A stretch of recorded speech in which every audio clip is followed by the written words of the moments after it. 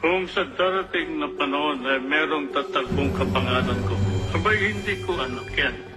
Sapagkat yung aking anak matagal nang namatay dun sa London. The story is that if I studied in England for a few years, the story is that while I was in England, I got into a fight.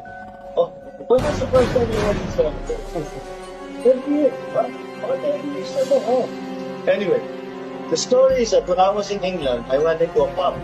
And that's happens in pubs, I got into a fight. In that fight, ninakawan o sinaksak ako, patay ako. And then, Bongbong is dead. So, this is where it gets interesting. My parents then decided to find another boy who looked like me, who was the same age as me, and present that as their son to the public. And that the person you see now is the replacement, not the original. That's the story.